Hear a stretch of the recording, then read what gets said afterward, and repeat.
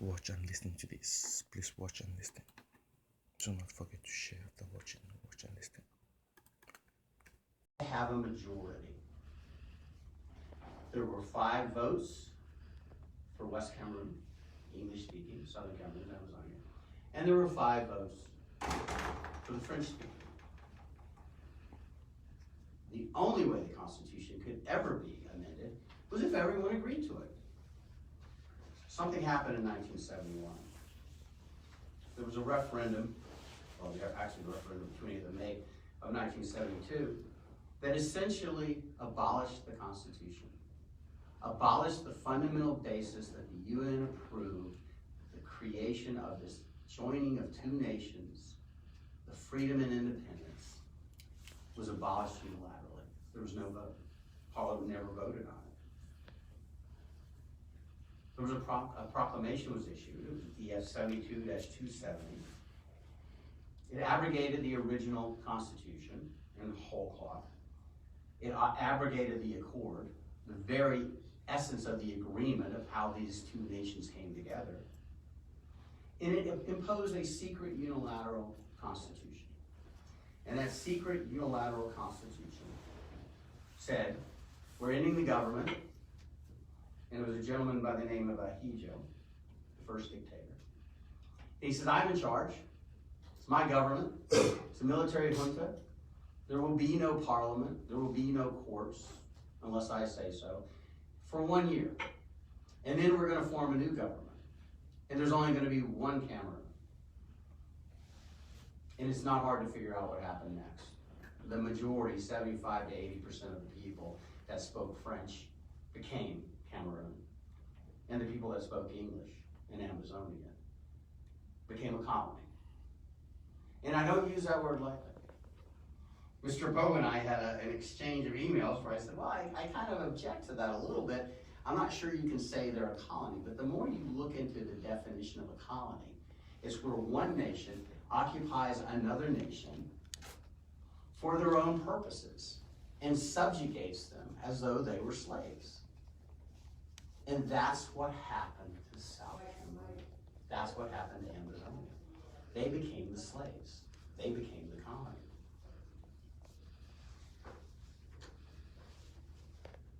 All of the powers were put in the hands of the president.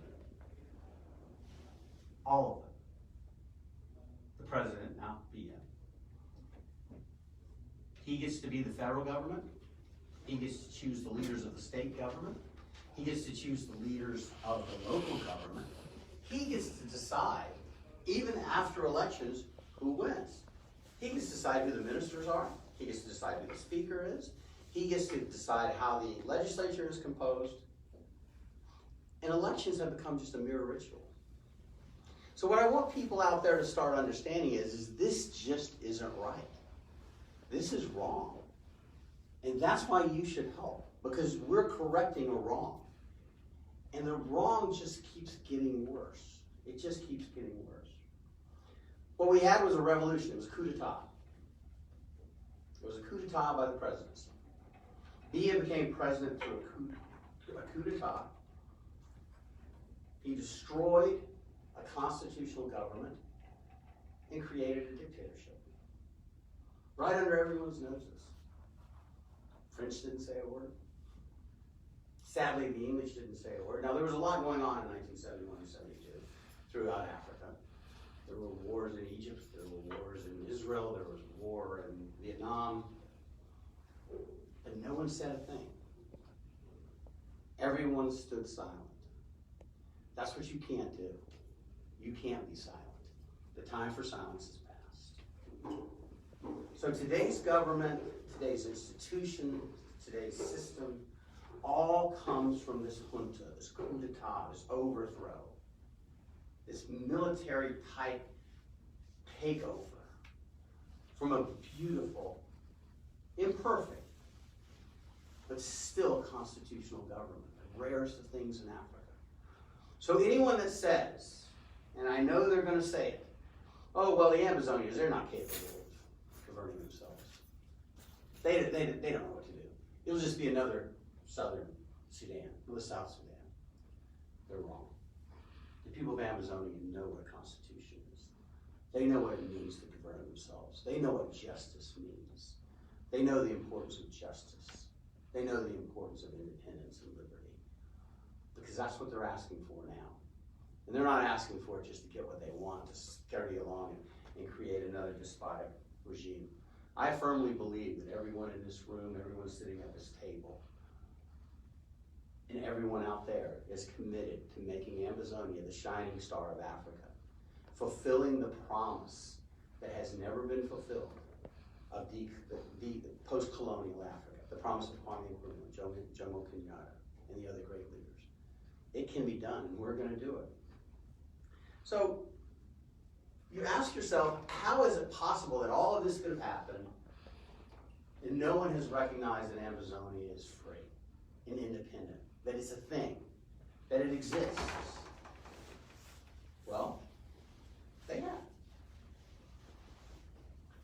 They are, the junta of Biya and its predecessor has gone from one illegality to another, one illegitimacy to another. Keep putting on additions and building higher on that house of sand that Jesus tells us through Matthew. Cannot stand. It's now being governed as a colony because it has never been legitimately annexed.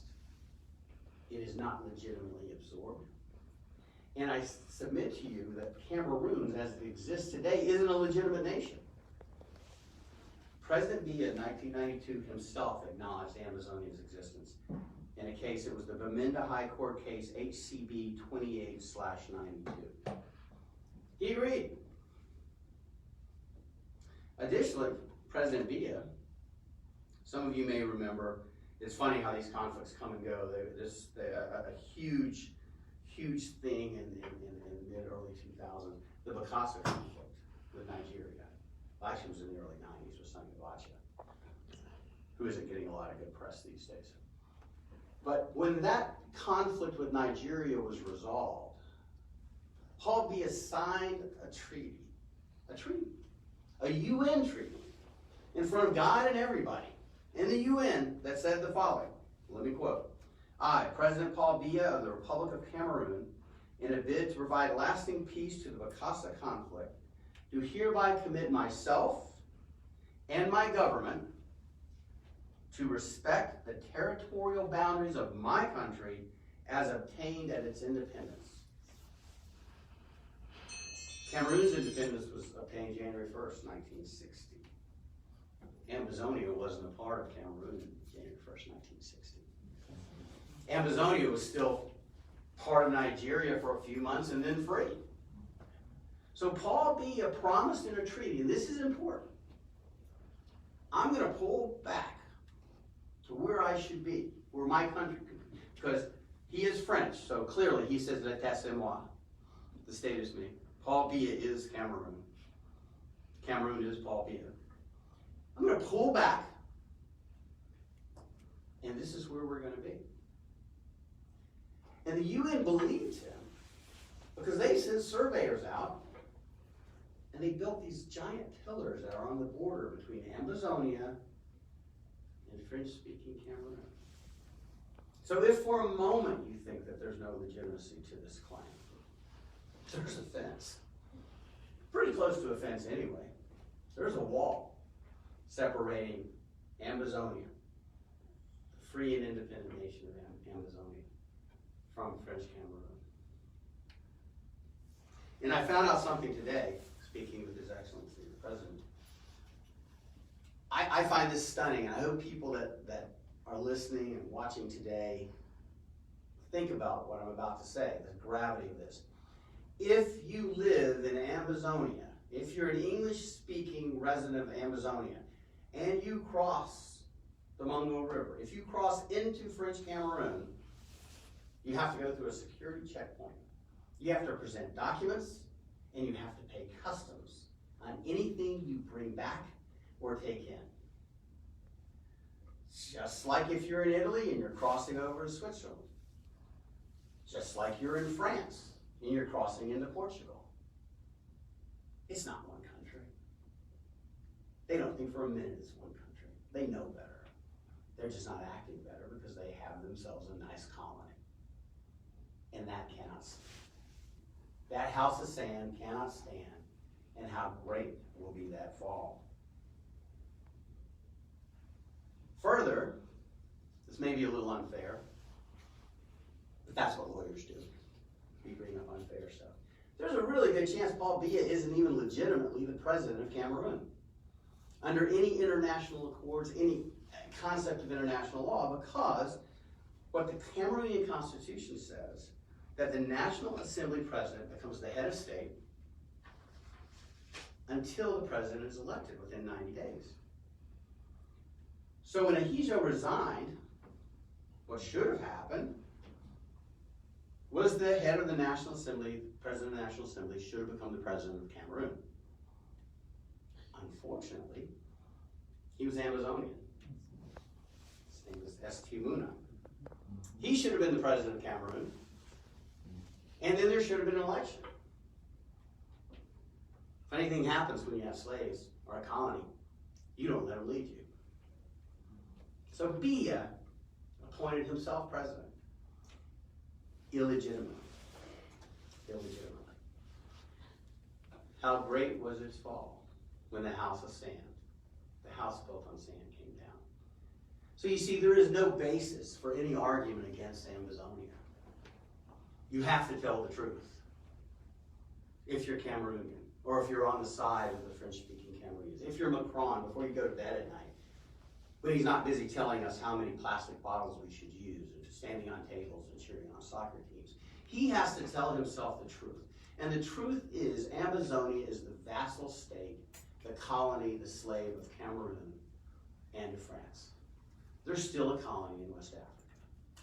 He has to tell himself that truth, because no other truth will abide, because there is no other truth. Everything else is a lie, and it's been a lie every day for decades. That's the hope. How great will be the fall. Unfortunately, that's not the end of the story. It's deeply unfortunate. What I just told you, the history of the illegitimacy of this whole process, would be enough for independence. But there's an even greater thing that has happened. There's even more of a reason that everyone out there needs to join together for justice, for liberty, for independence, freedom, equality, and humanity. Now, Biya has embarked on a course of genocide, mass slaughter of innocents. He's not slaughtering his people. He's slaughtering civilians in a country that he has taken over. And they tend to be children. They tend to be beautiful children. And they tend to be women and young men. And they're all civilians because there's not an Ambazonian army. And there's this tendency, and I don't want to get too horrific or explicit here, but one of the powerful messages he sends to those that he's enslaved and colonized, the favored way of the militias, the security forces, and the military. And that's an amazing word, isn't it? Militia. That means anything. Anybody that you can pay to kill somebody, they're in the militia. And then you say it really wasn't me. And Biya says, oh, it's really Ambazonians killing Ambazonians. And that's nonsense. But one of the favored ways, the horror-filled ways, one of the reasons I can't let my children look at my computer when I'm working on these files is because of the policy, is they like to wound the Ambazonian children and women and then burn them to death while they're still alive. And they burn their homes. There's been over 400 villages erased, leveled by fire. Or they do it in the streets. And why do they do it that way? And why do I say it's a favored tactic, not just an accident? Because they're sending a message. You shoot someone in the night, or you shoot someone in the forest 200 feet away, no one really sees that unless they're standing with you or with the person that got killed. But if there are villages being burned and the horrible screams of people being burned alive, that gets heard, that gets seen, and the message is sent. And the message is very clear. The message is, your God isn't here to help you. I command you. I am the demon, the devil that can destroy you and will. Don't rise up against me. That is the message that Paul Biya is sending. And that is the message that I hope when President Macron, before he goes to bed at night, stops telling us how many plastic bottles to drink from, stops standing on tables rooting for his soccer team, who are primarily from Africa, but that's another story. I hope he understands that that's the real message that he's sending. It's not about plastic bottles or soccer teams. It's about children being burned to death, just to preserve an illegitimate colony that should have never existed. There are over 2 million people that have been displaced. Many of them have crossed over and gone into Nigeria, which has its own problems. It's not exactly a great place to flee to. Things must be pretty bad if you look to Nigeria as a place where you can find peace and comfort and respite. And under the international law, as Mr. Fine said, it's both the right and the duty of the people to throw off a government that is seeking to reduce them to absolute despotism, seeking to reduce them to slavery and to being a colony. And that politically defenseless minorities can escape oppression. And we have more than that here. It's not a minority, it's a separate nation that has been oppressed and enslaved. They've been murderously denied their internationally mandated rights. And if I haven't lost you with the horrible nature of the things I'm telling you, I hope you're still here, because something can be done. We all need to do something.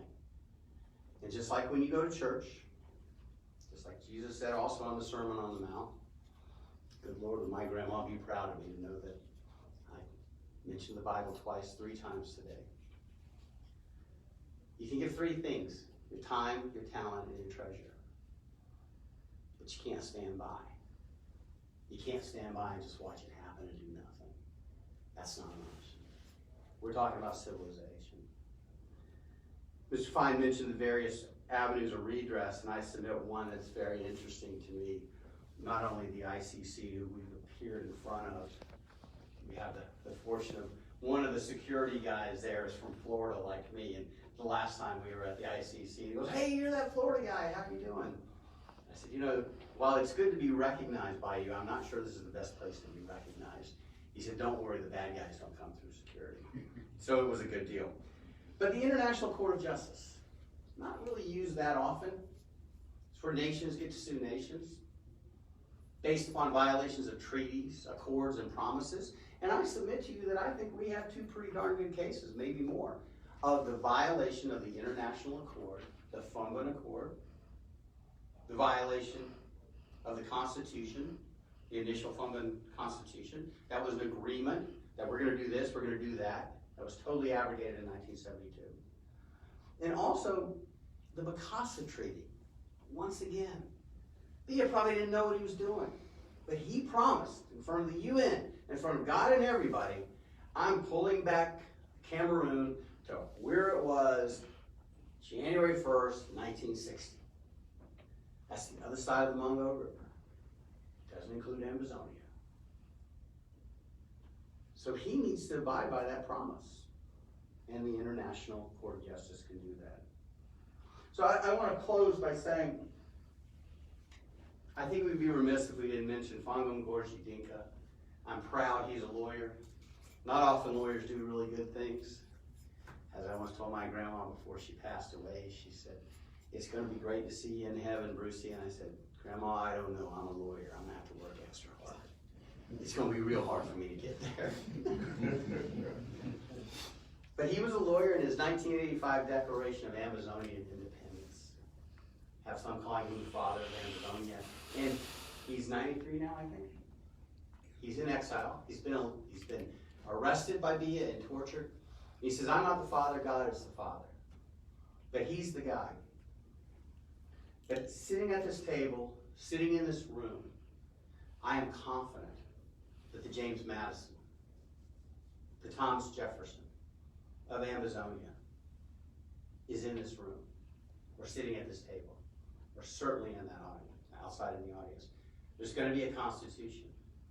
And I am equally confident that not only will these people be, or whoever this is, be James Madison or Thomas Jefferson or the Ambazonia of Africa, because it's time to get it right. It's time that post-colonial Africa realizes the potential that it's had. And we don't go from one despotic dictatorship to the next, that we finally, the dignity, the greatness of the African people is recognized by their government.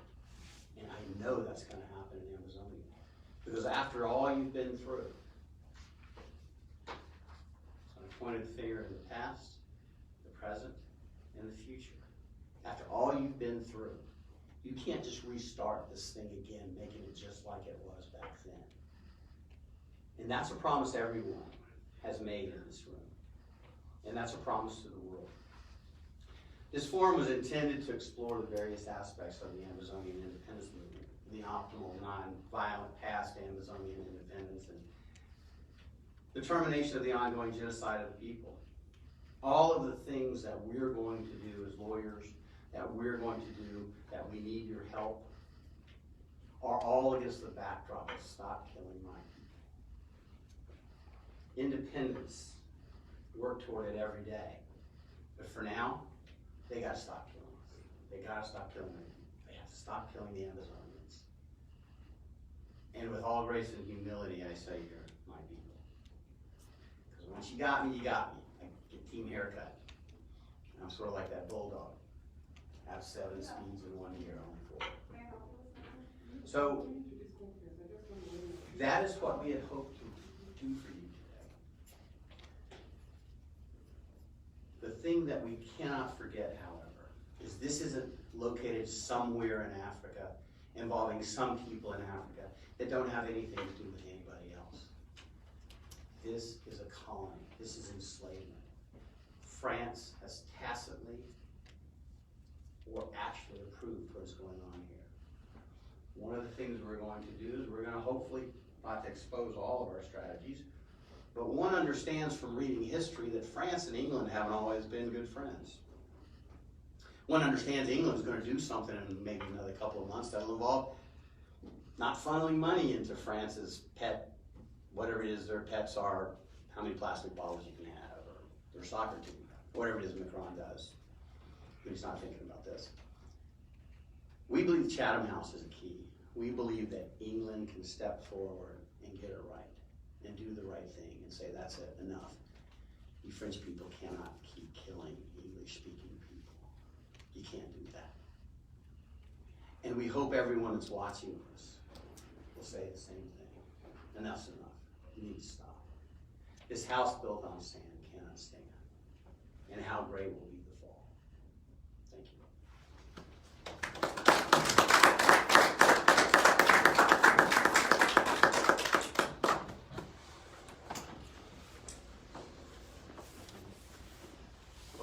Thank you, Mr. Fine and Mr. DeValle for the services that your firm is putting at our disposal for the people of Ambazonia. We deeply appreciate that. Time is not on our side, I guess, and I want to believe we will now go straight to the question and answer session. And the questions would be asked, and the appropriate person, if you want the lawyers to answer your question, please direct it to them. Or if you want any of the panelists here to take the question, direct it to the panelists. I see your hands up. I'm coming, please. Just give me 1 second. You know, I'm having the microphone. I have to answer the first question. Yes. So I start. Any other, Mr. Fine or DeValle can take the question. Ambazonians would love to know what is the level of your experience in cases such as this. Any of you can take the question. Well, the microphone. Okay. At least three of my experiences, I think, relate to this one. A long time effort in Cyprus, where the island remains divided between Turkish Cypriots and Greek Cypriots. In fact, we did negotiate a confederal arrangement, and Turkish Cypriots voted for it, the Greeks did not, so they tore up the whole thing, and unfortunately it still remains divided. I also spent many years on the Kashmir issue. You know that India recently annexed at least the portion of Kashmir that was on their side of the line of control. Kashmir is similar in its background to Ambazonia because when the British abandoned India and there was supposed to be a plebiscite amongst the former chieftains as to whether they ought to be independent or join Pakistan or India, the United Nations just permitted becoming absorbed into Pakistan and India. Kashmir was never permitted to vote independence, and we see the results are rather bloody. The third case that I've been involved in is Sri Lanka, somewhat similar in that there the Tamil Hindu Christian minority being oppressed by the Sinhalese Buddhist majority.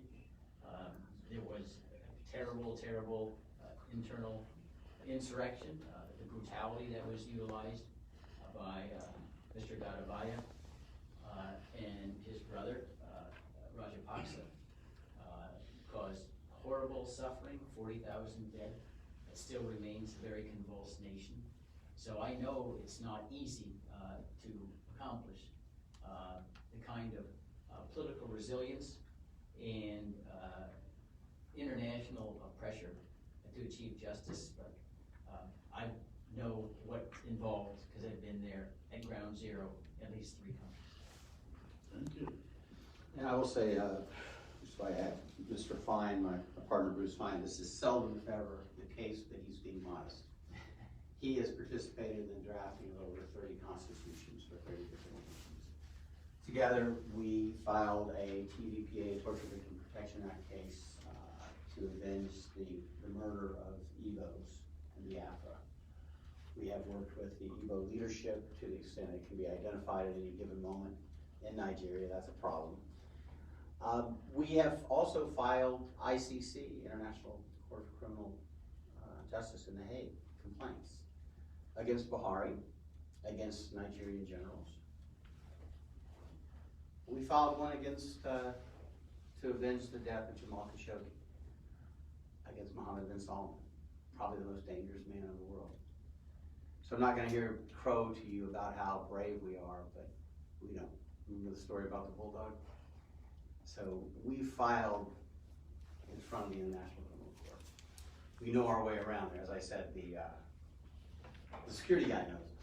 So we've been blessed to have these opportunities, and we're hopeful to bring this experience and our depth of experience and how we do things. It's a 24-hour day deal for us, and we're honored to represent the people of Ambazonia. And we do have experience in doing this. All right, thank you, thank you. Ladies and gentlemen, please, for the sake of time, I will appreciate if you can ask a question and not make a comment, and you'll have a maximum of 1 minute to ask your question, please. I will start from the senior barrister right here, Barrister John, please. Thank you very much. Thank you for a very beautiful presentation from my colleagues. My name is Barrister Fro. I have one question to ask, or two, and let me say two. The first one is, do you foresee jurisdictional problems when you filed in the ICC? The reason why I ask is because the Rome Accord, Cameroon signed the Rome Accord, but they never ratified it. I think France signed and ratified. Now, you're bringing in Beer and Macron. The question is, as it concerns beer, do you foresee jurisdictional problems in that court? And number two, my colleague here presented very succinctly the federal constitution, the so-called federal constitution. Did you know that that constitution was never presented to the Southern Cameroon Parliament or the West Cameroon Parliament for ratification before it became a constitution? Do you know that it was a constitution of La République de Cameroon that was transformed by decree by Mr. Ahijo and imposed on Ambazonia? Have you taken a look of Resolution 1608 of 21st April 1961 that the United Nations voted, and France did not vote did not vote that resolution. La République de Cameroon did not vote that resolution. The rest of French Africa, except Mali, did not vote. In that resolution, independence was given to the Southern Cameroons, Ambazonia. Now, if you read that resolution in its paragraph 5, you will come to understand that the paragraph 5 said, when the two trust territories get together, they will have to enter into an agreement regarding the policies that will be applied. In other words, a treaty implied. That never took place. Have you taken a look at that and see how it will impact your case? Thank you very much. Thank you. I think I can answer this, yeah. And we looked at 47 also. You guys can keep, why don't you go ahead, I think you can hear it. You have a long one. Let me just answer For the the video. first question. For the video. Oh, for the video. Yeah. Let me just, before I pass this on the details of the resolution, which unfortunately, resolutions are often honored in the breach rather than the observance. I know in Kashmir, the United Nations voted for a plebiscite in Kashmir, and India said, well, that's sorry, we got the arms and you don't, and now we're 70 years later, it still haven't had anything. But putting that aside, I think our theory would be, as a conspiracy, France being a signatory to the International Criminal Court, there's a conspiracy between Macron and Biya and the French military and the Cameroonian military that would expose all of the participants to the International Criminal Court because one of the participants is a signatory. Secondly, there's an alternate vehicle to have established jurisdiction that's having a referral from the United Nations Security Council, which has happened on a couple of other occasions. So we know they'll make whatever arguments they can, but I don't think that's going to stop us from filing anything. But why don't you go ahead and Bruce now elaborate on the Constitution? Well, also our filing against MBS, they're not signatories either, Saudi Arabia. So there have been examples where the ICC has found jurisdiction based upon the horrendous behavior. Gaddafi, as I recall, Libya was not a signatory. And I just add that right now, the United States is being subject to examination in Afghanistan, although we never signed the International Criminal Court whatsoever. In fact, we threatened to go after the prosecutor for actually examining our war crimes in Afghanistan. So there is a jurisdictional concern, but it's one that we've addressed in previous filings, and the investigation continued forward. Yes, we have looked at the Constitution. I brought up Section 47, which is a little known part, which said how you amend the Constitution. Part of my narrative of the imposition, the coup d'etat. Yes, it's 1608 and Resolution 1534. Both of those provide a basis, we believe, for bringing claims in the International Court of Justice, not just the criminal court. Okay. Two nations, conflict, written agreement, treaty. I believe that it's not a hard row to hoe to say, look, the Fumban Accord was a treaty. Two nations, they had an accord, they're going to come together. The Constitution that was born of that is also in the nature of a treaty. It's an agreement. So yes, we've looked at that, and we've looked at what the UN decided, which provides background and substance to those agreements. So I think it gets us in jurisdictionally into the International Court, which is different from the International Criminal Court. It's an actual trial procedure. So, but those are very, very good questions. You always have to think about your jurisdiction. We ran into some jurisdictional difficulties with the TVPA that everyone does, and right now we're currently working with other groups to amend the TVPA, to amend legislation, to get back to what Congress intended. For those of you who don't know, it's the Torture Victims Protection Act. Congress decided in the early 80s that people that were killed or tortured under the color of another nation's laws could come to the United States and sue for damages, for redress of their grievances. Unfortunately, the courts have looked at that and said, well, I know what it says, but that doesn't mean you can come here and sue. We don't have jurisdiction over you. So we're going back to Congress, making Congress do what we don't think they have to do, but the courts are forcing us to make them do, which is to say, and all such claims can be brought in the U.S. district courts in any district in the United States. If we're successful in that, and we're hopeful to be, this is for, once again, for other groups, but the people of Ambazonia would be beneficiaries, where they could actually bring a lawsuit for damages against the people that have raised their village, murdered their children, murdered their wife, murdered their sons. Right now, we wouldn't advise filing a TVPA claim because it's just, the courts are just not hospitable to them. But that tide will turn because we have a pretty bad guy on the other side. Did I mention him yet? Yeah, and we've It's Saudi Arabia is the bad guy that we're pushing against. And we can piggyback a lot on Saudi Arabia. On Saudi Arabia. Thank you. All right. I'll come to you. Let me get to the second attorney here, Barrister Ambe, please. Thank you, sir. My senior colleagues, my question is kind of a little nuanced but very direct. Have you, in your practice, all along, seen a situation where two countries came together to form a union, and the union ended up being a federation instead of a confederation? The union ended up being. Have you seen a situation where two countries came together to form a new union? Two independent countries came together to form a new union, and what came out of that new union was a federation instead of a confederation? Well, I think that happened with, briefly with Syria and UAR. Well, Nasser kept trying to make and unmake various and sundry arrangements. They never really had anything more than paper to back them. They never really moved forward substantively. I think the clearest example that relates to Ambazonia concerned with the decolonization, if you will, of Malaysia. Singapore initially voted to become part of Malaysia. Didn't work out because the Singaporeans were largely Chinese ethnics, and Malaysia, they were overwhelmed by the Malaysians. And so Singapore pulled out and restored its independence in 1965.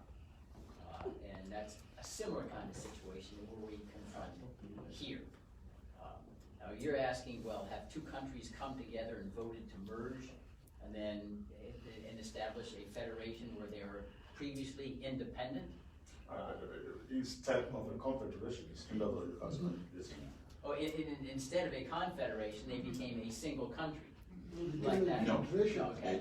I think the question is it possible for two independent countries to come together and the outcome is not a confederation, but instead a federation? Bruce, yeah, I mean, historically, the Turks and Caicos in America, Yeah. Texas was an independent nation. Texas became a state. We had 13 Key West. separate colonies were separate states, and they became a federation under the United States Constitution in 1787. Key West was a country for a brief period of time. But they were all sovereign before the Constitution. And then they finally quit drinking for a while. And they became part of the United States. And then they started drinking again, now they want to leave. But yeah, it is possible. It is possible. Like I said, the Turks and Caicos, you see that possibly happening. Many would have it that Nigeria began with the three. There were three separate nations in Nigeria, and that was the intent. And that lasted for a little while until Ransi overthrew the government. But Nigeria was born of the idea of three separate nations based upon ethnicity and tribes. And that was what Nigeria was supposed to be, was three separate nations coming together to form one nation, or to form a federation. And it worked for a little while, but Nigeria did what Nigeria does, and the military took over. In the United States, we permit, whenever they want, Puerto Rico to vote on independence, as opposed to becoming a nation. They've always voted, for whatever reasons, to stay in a Commonwealth status. But the votes are free and open. They campaign on that score, which is the way in which self-determination should be operated. Correct. But Stambe, did you have a particular reason for asking the question? Yes, and thank you, for letting me know. The essence why I asked the question is, it is my understanding that two independent countries coming together, had they formed a confederation, which is what the Soviet Union was, Union of Soviet Socialist Republic was, then we wouldn't have been in the position in which we find ourselves today when it comes to when we want to leave. The excuse that is being used by French Cameroon today and calling us part of their country is because of this twisted federation that my senior colleague here, Barrister Fru, explained to us about the constitution that they used in 1961, which was something that was imposed on us. Had we gone to sit down and form the agreement that was mandated by 1608, then the result of that agreement would have been a confederation. And that never happened. That's why he was, practically my question was a follow-up piece to make sure that as we move forward, we have that at the front of our head, that confederation never actually happened, and it was for a reason. All right. No, that followed into my narrative. I didn't want to get too much into the weeds. But yeah, 1608 was disregarded, and once again, the House of Sand. I would caution, however, that if it were a confederation and you have one side with all the guns and the visceral ability to kill people for no reason, it doesn't matter what you call yourself. They're going to keep you if they need you, especially if you're 60% of the GDP. So I don't know that the use of the word confederation as opposed to federation would have been a magic bullet, but I get your point, and I think that can be added to the litanies of why this is all just illegitimate. It's just all a house built on sand. None of it makes any sense. None of it's real. None of it's defensible. Legally, morally, ethically, ethnically, it's just not defensible. Let me just add, I think the process is everything here. I mean, the whole idea of self-determination is there's nothing magic about confederation or federation. It's whether the people who are governed by it agree to it. In the United States, I say when we moved from confederation to federation, we had conventions, special conventions in all 13 states were called. They debated it, and they voted up or down. They voted yes, they wanted to create a federation, if you will, a federal government, but it came after free, open debate and elections. Well, what's wrong with that? They ought to be able to decide, just like, you can choose to be single, but if you want to get married, you can get married too. And that's what was defective in Cameroon and so much in Africa. They don't have any process by which this is done. Nigeria today lives under a constitution that was ordained by a military dictator in 1999. They never had any debate or any vote on it whatsoever. So how can you claim that's a constitution? So does Cameroon. Yeah, and Cameroon is similar. Or maybe they went through a little better theatrics than what was done in Nigeria. But that's the key here is the consent of the government. Thank you. Thank you. All right. Yes, sir, Mona. Thank you, distinguished attorneys. We are all aware of La Republique's propensity to corrupt and to corrupt absolutely. We did see them give Thibon Nagy a gold statue, Patricia Scotland, a gold statue, all of these elements and intrigues of corruption to make them, do what La Republique wants. The question is, in fact, La Republique is using our wealth and resources to minimize us, to colonize us, to turn us into black-on-black colonization, station. To what extent can we believe that La Republique would not come after you guys and give you much more bigger money to delay or prolong this process? And granted that they won't do that, how long would this process take? How do you estimate that it would take how long? And another follow-up question would be, to what extent are you guys willing to help us come up with a currency distinct from the French franc in this process? Thank you. Thank you. That happened quickly. Yeah. we can put you on a dollarization program very fast. They have it already in Panama. They had it for a while in Argentina, so that's a possibility. Now, with regard to, well, all I can say is my whole life is testimony against Mr. Villa or any other tyrant, bribing me, stealing my soul, making sure I would end up in perdition in 3 seconds. And if you don't trust me, then you shouldn't hire me. I submit my whole life to scrutiny. With regard to the timing, I said, there are all sorts of flukish things we don't control in international politics that can make this happen, anywhere from 1 year to 5 years to 3.5. We don't know. Key element is the role of France, because they're critical at the higher levels. They sit in the Security Council, they can veto things that we'd like to have happen. And maybe Macron loses office. There may be some other deal that where he's able to get some kind of advantage and walks away from Cameroon. So to try to suggest that, well, this is a sprint rather than a marathon, well, hopefully, but we have to be prepared to run a marathon if we need to, because it's about not only the living, but those yet to be born. We cannot walk away and let them inherit the same horrors that are being witnessed every day in Cameroon. That is not an option. I would say it's a true son of the Deep South. I'm not smart enough to be duplicitous. Once I'm on your side, I'm on your side, like a bulldog, like I said. And the way the conversation would go would be, okay, let's talk. You promise you'll stop killing the people? Okay, you stop killing the people? Good, you can keep your damn money. I'm not coming to work for you, but don't kill the people anymore. Correct. It will not happen. We have the requirements of our profession. We get disbarred if we switch sides, no matter how much money. And as I said, and I meant it when I said it, this is an opportunity that seldom comes, and I feel blessed, and I know my partner does too. If before you die, you get to give freedom or help in a small way, independence, freedom, dignity, justice to a people, you live a pretty good life. And that's what I want to do. That's why I started doing this. I didn't go to law school because I couldn't count. I used to be an engineer. So I went to law school to make the world a better place. And every morning when I drop my kids off at school, I say, make the world a better place. And it's not just words, I believe it.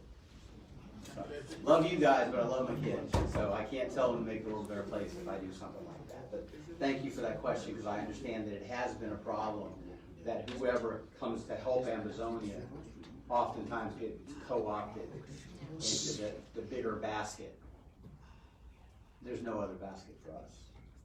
We're honored to work for you. Thank you. Question on currency, please. Oh, yeah, the currency, that would be one of the first things that we would suggest. We did some work for another, well, Gabon. And one of the first things we said is, you guys have got to get on an international currency. You can't keep using the franc. You can't let the French continue to control your monetary system. That's what I meant by the hug. You know, you're with me. You're free, but you're with me. The hug that strangles and kills. It's the abusive relationship hug that the French do, and it's mostly through their currency. The first thing you got to do is you got to get away from the franc, get away from the French. There's a reason why France has all that wealth. It's not coming from France. It's not from selling wine, and it's not from selling cookies. It's stolen from Africa still. I said it out loud. So they